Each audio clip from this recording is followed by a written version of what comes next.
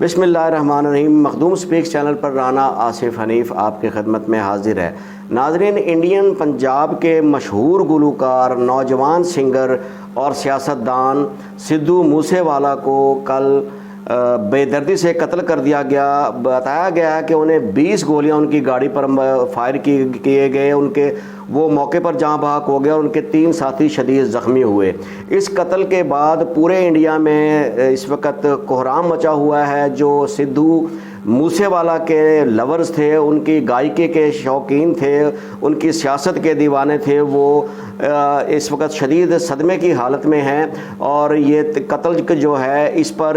سردست جو ان کا گھرانہ ہے یا ان کی سیاسی پارٹی کانگریس جو ہے وہ الزام لگا رہی ہے عام آدمی پارٹی پر، اور ان کے وزیر اعلیٰ دلی جو اس وقت اروند کیجریوال ہیں ان پر الزام لگایا جا رہا ہے، کیونکہ ان کا مقابلہ جو ہے نومبر میں انہوں نے کانگریس جوائن کی تھی سدھو موسے والا نے، اور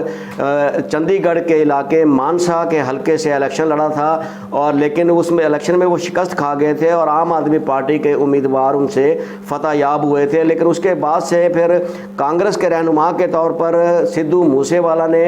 عام آدمی پارٹی اور بی جے پی دونوں کو ہی اپنا ہدف تنقید رکھا اور ان پر خوب تانا زنی کی، ان کی پالیسیوں پر خوب تنقید کی، اور ٹویٹس کے ذریعے، سوشل میڈیا کے ذریعے، اپنے خطابات کے ذریعے جو ہے وہ کافی چھائے رہے، اور جس پر بی جے پی خاص طور پر اور عام آدمی پارٹی شدید ناراض تھی، اور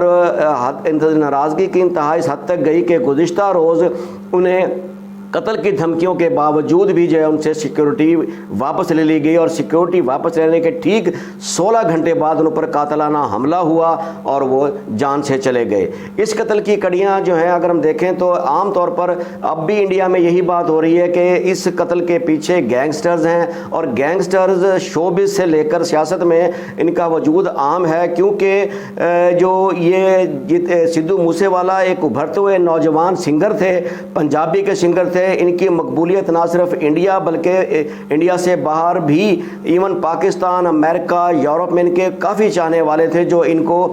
بڑے شوق سے دیکھتے تھے اور ان کے گانوں کو پسند کرتے تھے۔ ساتھ ساتھ جب سے وہ سیاست میں آئے تھے اور ان کا جو ہے وزن بڑھا تھا، کانگریس پارٹی نے انہیں ہاتھوں ہاتھ اٹھایا تھا اور انہیں اپنا امیدوار بنا کر ان کی کمپین بھی چلائی تھی، اور انہیں وہ بڑے بڑے رش پکڑ رہے تھے ان کے جلسے۔ لیکن اس کے بعد پھر دیکھا کہ گینگسٹرز نے انہیں دھمکیاں دینی شروع کر دی، انہیں مختلف اوقات میں ٹیلی فونز آتے رہے، ان سے بھتہ مانگا گیا اور ان سے مختلف طریقے سے انہیں تنگ کیا گیا، جس پر انہوں نے حکومت وقت کو درخواست کی اور انہیں سیکیورٹی بھی دی گئی۔ 20 مسلح گارڈز انہیں دیے گئے تھے جو گزشتہ 4 ماہ سے ان کے ساتھ تھے۔ لیکن جیسے ہی ان کی تنقید بی جے پی پر بڑھتی گئی، عام آدمی پارٹی پر بڑھتی گئی، تو حکومت نے اپنا غصہ ان سے سیکیورٹی واپس لے کر نکالا، اور یہ فیصلہ حکومت کو گلے پڑ گیا، اور ٹھیک 16 گھنٹے بعد ان کا قتل ہونا اس وقت عام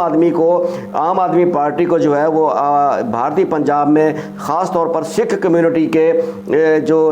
افراد ہیں، چیدہ افراد ہیں، کانگریس رہنما ہیں، یا جو لوک پریے جنہیں آپ کہہ سکتے ہیں کہ سنگرز کو پسند کرنے والے نوجوان طبقہ تھا، اس میں خواتین بھی شامل ہیں، لڑکیاں بھی شامل ہیں، اسٹوڈنٹ شامل ہیں، وہ سب اس وقت عام آدمی پارٹی کے وزیر اعلیٰ اروند کیجریوال کے خلاف شدید احتجاج پر اترے ہوئے ہیں۔ ہم بات کریں کہ یہ گینگسٹرز کا گینگسٹر، بالکل گینگسٹر جیسے ہم نے پہلے بتایا کہ شوبز میں ایک عام آدمی ہے۔ انڈیا میں اگر ہم بات کریں تو انڈیا میں بھتے کی مثال جو ہے وہ ہر اداکار یا گلوکار یا کسی بھی شعبے سے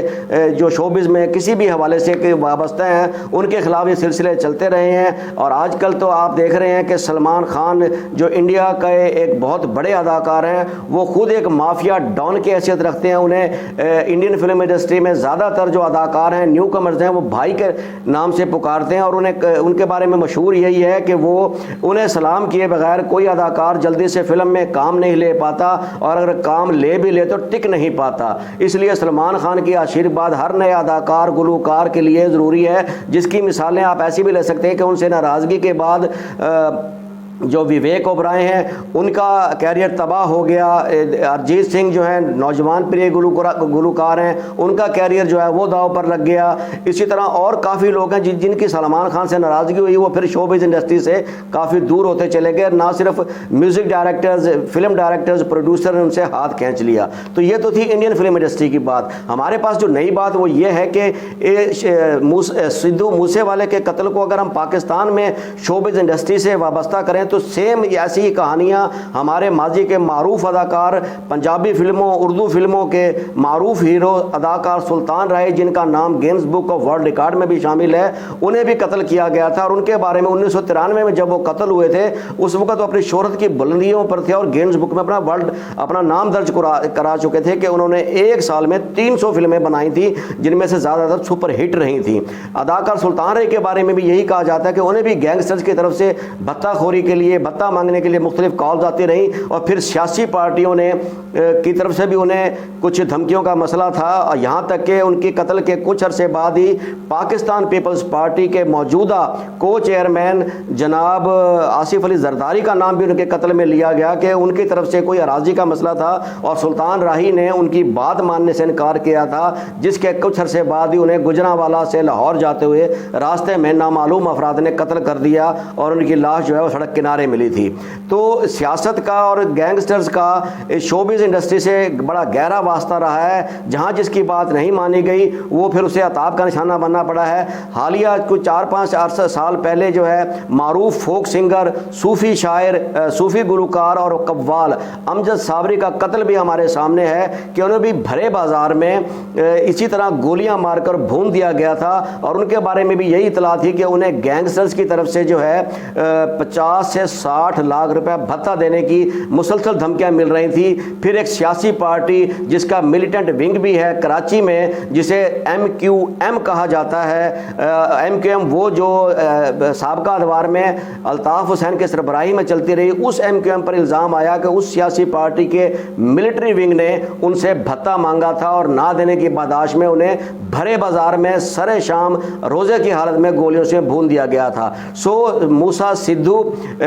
सिद्धू मूसेवाला, अमजद साबरी कव्वाल और अदाकार सुल्तान राही, इन तीनों के कत्लों में अगर हम देखें तो एक ही फैक्टर बार बार हमारे सामने आता है कि सुल्तान राही के कत्ल में अगर हम 1993 में चले जाएं तो सियासत जमा गैंगस्टर्स दोनों शामिल हाल रहे और उनके कत्ल का आज तक पता नहीं चल सका। उसके बाद हम आ जाएं अमजद साबरी कव्वाल के सियासी पार्टी, सियासत और फिर गैंगस्टर्स और धमकियां, फिर उनका कत्ल और भरे बाजार में कत्ल। अब हम आ जाएं सिद्धू मूसेवाला के कत्ल में के